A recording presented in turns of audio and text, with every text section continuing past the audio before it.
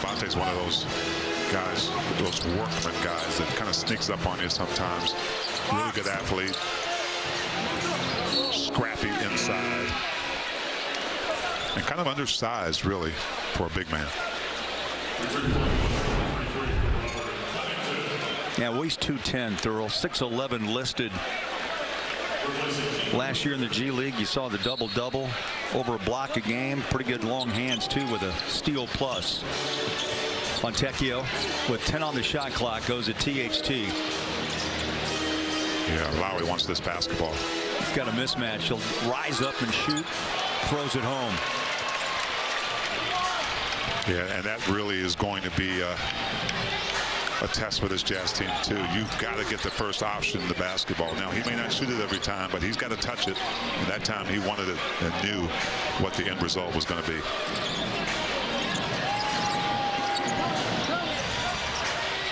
Fontecchio gets in front of Westbrook. Hand in the air. Again, the Jazz active. Hands up. They swat that ball away. Start a quick break to Sexton. Great defense by the Jazz. See if they can capitalize here. Diabate, I think, is going to be the push, or Covington, one of the two. I will say this. The Jazz were alert and shoot around today. They did hear Will Hardy. Yes, they did. Hands up. Hands up in the lanes. And again, take advantage of the length that this front line has. Yeah. And so many times when you see youth basketball, you see guys standing around with their arms down and not taking advantage. But, you know, at this level, especially when size is such a factor, when all these 6'8", 6'9", 6'10" guys and above are out there, you've got to take advantage of every inch of those long arms. Covington knocked that ball out of Horton Tucker's hands. He had a wide open look, but again, when you lower it down around your waist, it's there for the taking. Slides a pass on the inbound. Simpson went for the slam. Ball pops right out to Collins. Fontecchio. No. Jazz had a couple of looks. Clippers have numbers. Well, they're playing catch down the floor and the bucket. Kawhi, I tell you, that's what tells you about a good team. They're able to share the ball. And Kawhi saw the open Robert Covington and the finish and a foul. We talk about the pace of the game. You see who tipped that ball. Russell Westbrook really started that break, and it ended up being a 4-on-1 against John Collins. Lauri Markkanen shows up a little late, but that is the pace Coach Lue wants to get into, especially off missed shots or turnovers. Covington in his 11th year out of Tennessee State.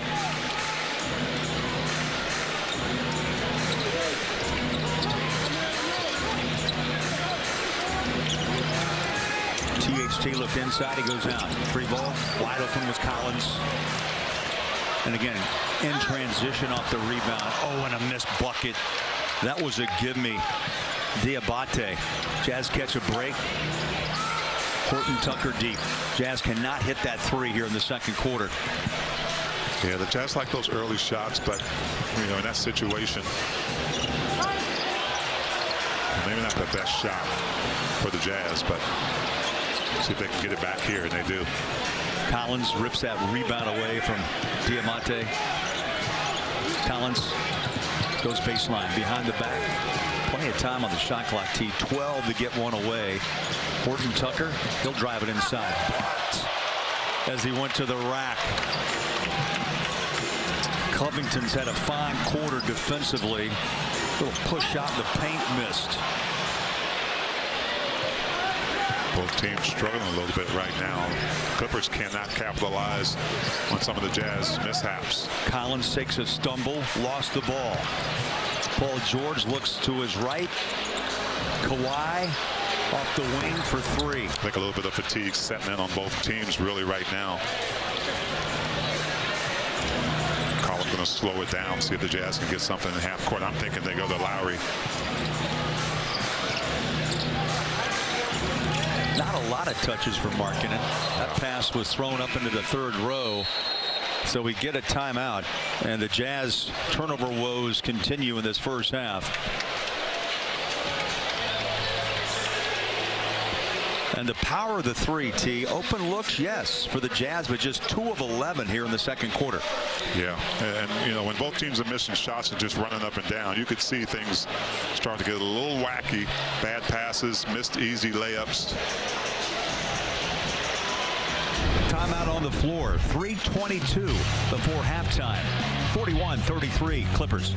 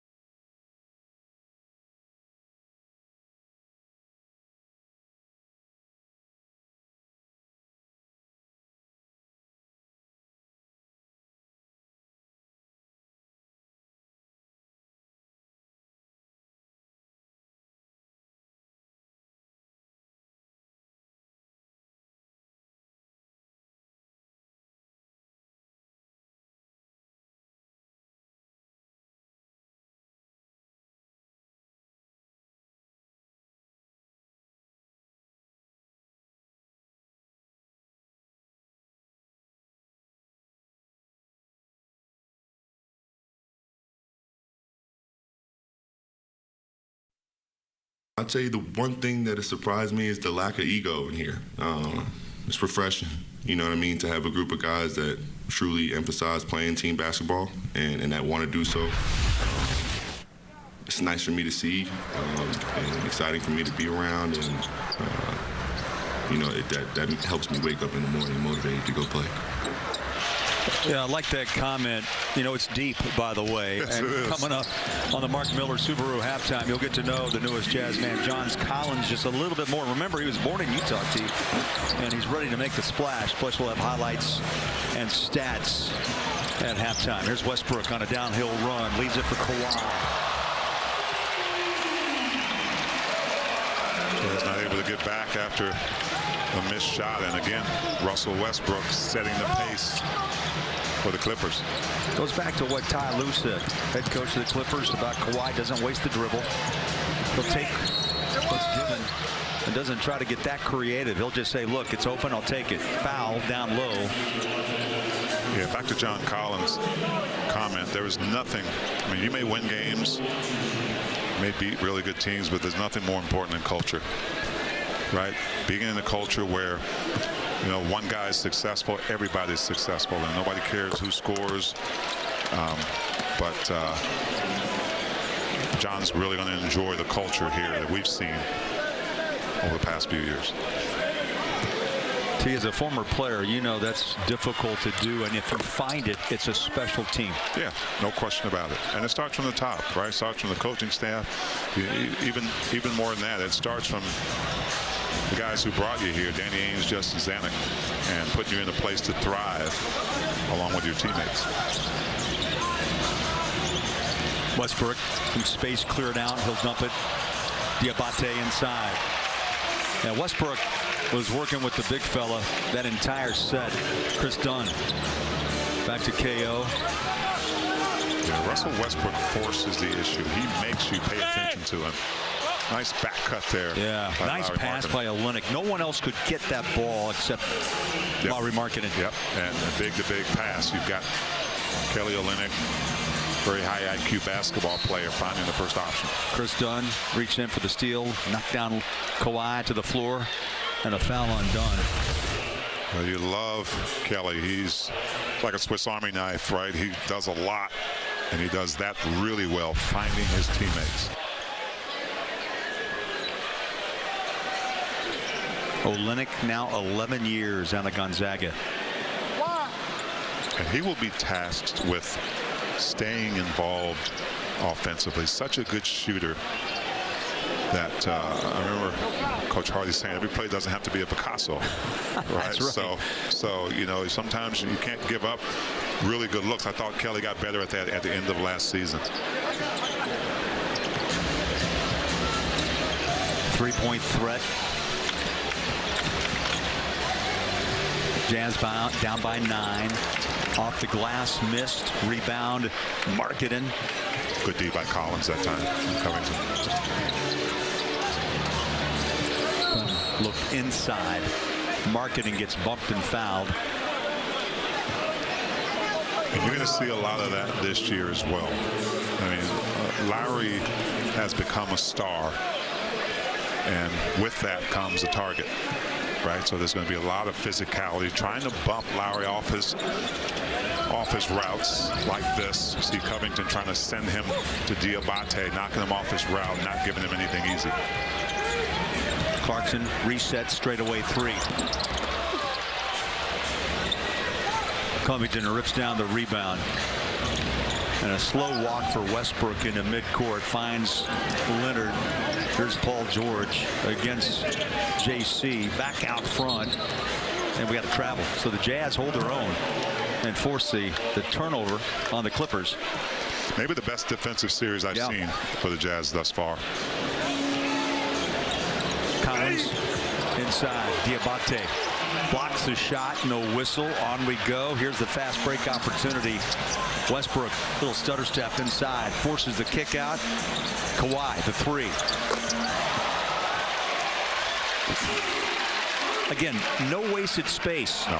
He just stood there, dialed in, and hit it. And Westbrook setting the pace. He gets in there and dribbles a little bit in the paint. Everybody's heads on the swivel watching him, and you've got 2 or 3 guys out there wide open. And Kawhi knocks it down. Largest lead in this 2-game series for LA, 12. That shot takes a jump out.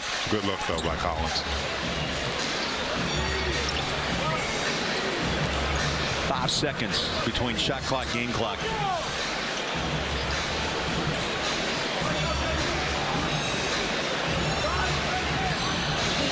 Kawhi comes up the screen. They switch. JC on George. Pulls a string on a step back. Missed it. Jazz have to hurry. 4 to shoot. Down to 3. Markkanen. He'll take the shot. Looks like he was fouled. And yeah, the whistle comes with 0.5 of a second on the clock. I love the vision of Lauri Markkanen. You see him dribbling down. He's looking at the shot clock, looking around for his teammates, and decides, hey, I'm going to pull up. I know someone's behind me, but they can't put on the brakes fast enough. Nice job by Lauri, paying attention, being attentive of the shot clock and his surroundings. Now the officials are at the scores table. I was asking the same thing, T. Was it happened quickly? Was it behind the 3-point line, or had he straddled it? Yeah, it may be a 2, but either way, really good decision making. Yeah, it's a non-NBA arena, so we're not connected to the NBA Replay Center. So that's the home truck. Let's see what we see, T. Oh yeah, he slid across. Oh, for sure. It's going to be 2 shots for Markkanen. May change those shoes, T, at halftime.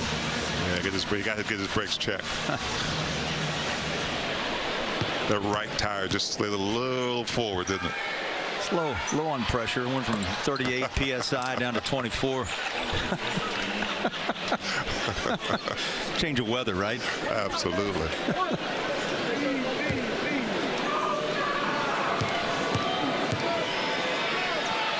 One more for Markkanen. Now there's a whistle.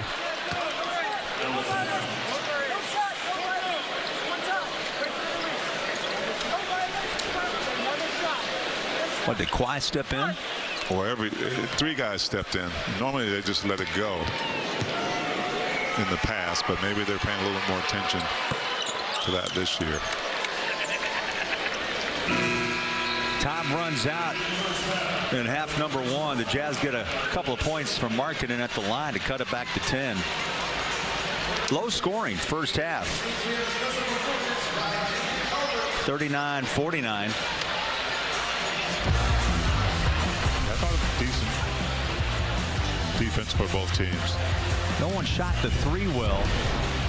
Coming up after the break, we'll meet the newest Jazz man, John Collins, plus Big T and I will break it down. All the stats, all the highlights.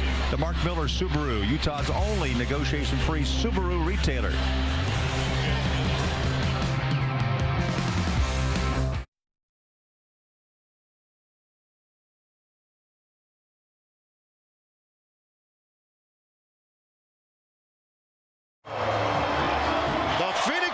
Warriors advance to the second round.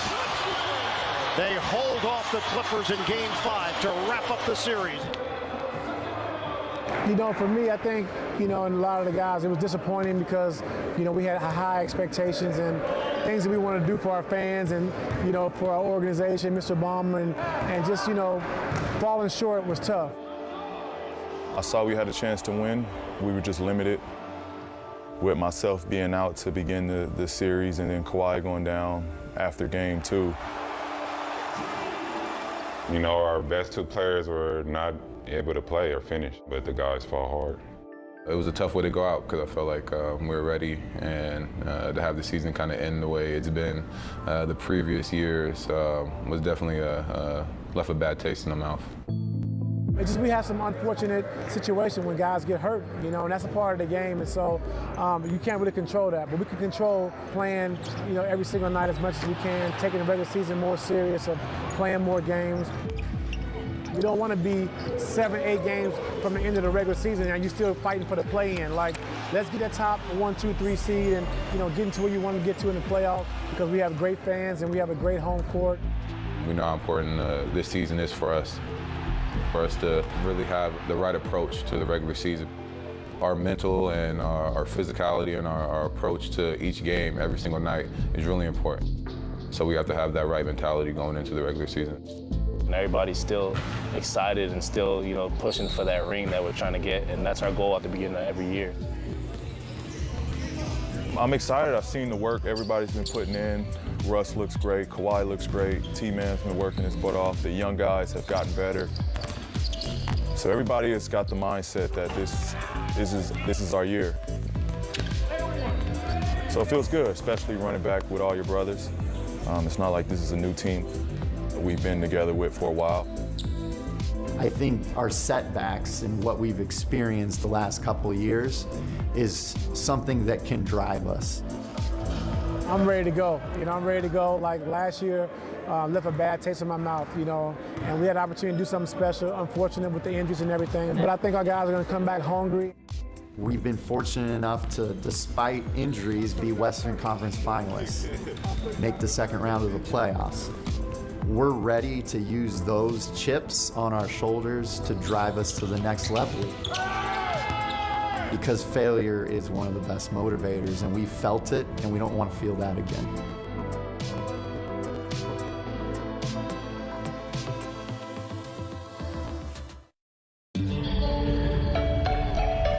Russell Westbrook back with the Clippers.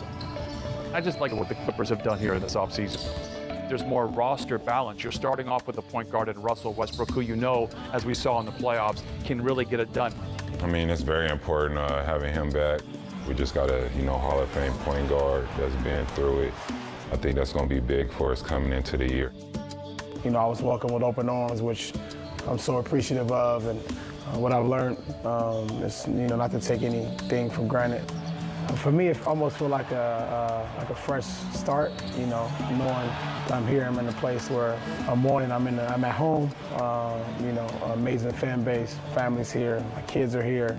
I got an amazing organization that supports anything that us as players need and want. I'm just excited to be able to get started to make sure that we get off on the right foot. Russ stood out as an elite basketball player. The guy that's been written off. He came and he showed, and he's back on the stage. The main reason I vouched for him to come over here was what we all saw. That's still the star power that we have in Russ. When guys are in that situation to go elsewhere and opt to stay back with the Clippers. It does stand out. Like, players talk, we know where we want to be. It's a testament to, kind of what's been invested here in the organization, in the city. They've created a place here that people want to play. And it's just a matter of time until, it pays off, and pays off in a big way. Plumlee with the ferocious follow. An X factor, I think, is going to be Mason Plumlee. I think it's really going to help balance out the defense. I think that's where you're going to see it the most. As you get later in your career, you want to be a part of something special, something bigger than yourself, and to me, that's a championship run. This support here is incredible, from ownership to front office to staff on down. You know, I think it's a pretty unique thing to see all these guys kind of playing close to home. They're all from Southern California. Russell Westbrook, and then Norm Powell. He's obviously from Southern California, went to UCLA. Kenyon Martin Jr. coming back home too. Welcome to the KJ Martin Show. I was happy. I mean, I got all my family members, you know what I'm saying, everyone out there. I went to high school out there. So it's going to be fun, you know what I'm saying, playing in front of my people. You know, to have multiple guys who are from, you know, the same area or close. You know, we all grew up, you know, watching each other, talking to each other.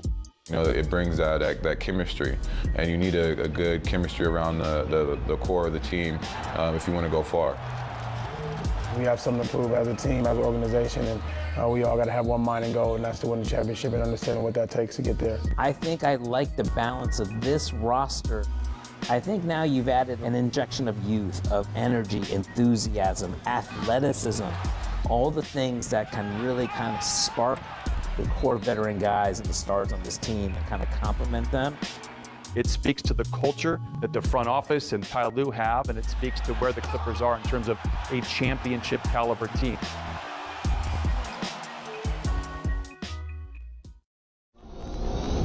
Last year, we kind of waited for Kawhi to build his way back, and then when he did, it was amazing. I mean, he was prime apex Kawhi. This is the Kawhi Leonard the Clippers went out and got, could be the best player in the NBA. His expectations ever since he's gotten here to win a championship. That's what he's always striving for. Obviously, he wants to be out there and help the team. And when you're playing at that high of a level, for an injury to come in and be the only reason that you can't play, it can be frustrating at times. I think the people around here that see him work, they know what's going on every day. If he's on the treadmill, he's lifting weights, getting some type of recovery or treatment, so he takes it very seriously. I feel good. Yeah, I feel good. I love it. Just taking it day by day, just trying to stay healthy, you know, improve every aspect of my game, also with my body and mind. You know, when he was healthy and able to play and on the court, you know, he was the best player on the floor, especially in the playoffs. You know, we saw the level that he was playing at. Unloads another three. Oh, he's done it again! Kawhi! I think that there's going to be so much fun to start this year. And one of the things that's different this year is that a year ago, we're wondering, is Kawhi Leonard going to be able to get back to it? We know how great Kawhi is now. He's back. He's going to be ready. I think he's ready to do something special this year. While we're here. That first day in training camp, you got to be prepared, dialing everybody back in. I think our approach to camp sets the foundation. I'm all in. I'm all in. I'm committed. I put everything into it. Each one of these count more than ever. You know, we have to take on a better leadership role of communicating and then just helping guys get better each and every day and not just really focusing on ourselves. I think that's one of the biggest leaps I made, is just not really focusing on myself and making sure that all of our guys get better. There needs to be a level of commitment to get better and push ourselves and be on the same page and push each other from day one when we roll that ball out first day of camp. It just needs to be a level that we committed to, that, you know, this is who we're going to be in June.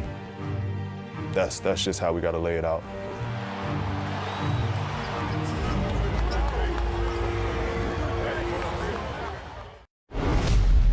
All right, everybody, the NBA first ever in-season tournament is now official. But how does it work? Like this. First up is group play. All 30 teams will be split into 6 groups, 3 from the East, 3 from the West, with a random draw based on last year's regular season records. Here's what the groups look like in the West. Here's what they look like in the East. Each team in a group plays each other one time. A total of 4 games, 2 at home, 2 on the road. 1, 2, 3, yeah. Now, those games happen Tuesdays and Fridays in November, so set your calendar. Basically, these regular season NBA games also count as tournament games. Now, in each group, the team with the best group play record after those 4 games they're moving on. The team with the next best record in each conference, those two are the wild cards. Always watch out for the wild cards. Now, we get to the knockout round. 8 teams, single elimination, and you know what that means. Win and move on, or lose, and you're out. And the last 4 teams standing, guess what?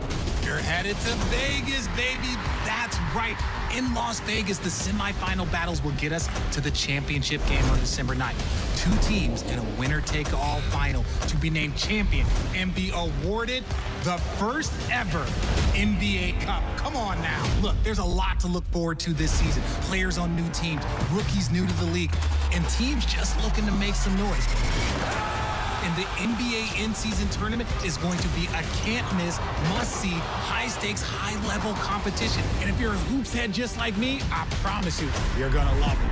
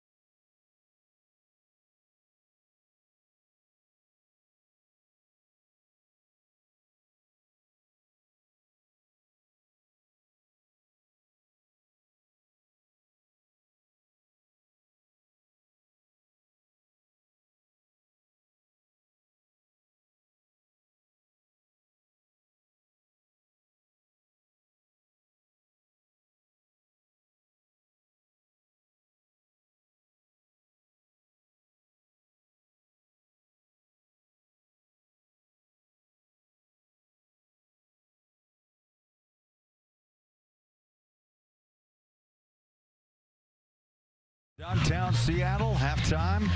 Jazz down a 10 spot to the Clippers, 49-39.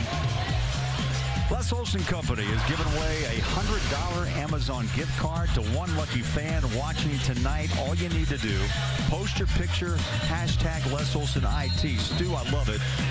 Really love being able to watch these games on my TV. T and I and the rest of all of us are happy you're watching on your TV. Also, Jazz Plus, if that's the way you want to go with streaming, well, we're glad to bring it to you.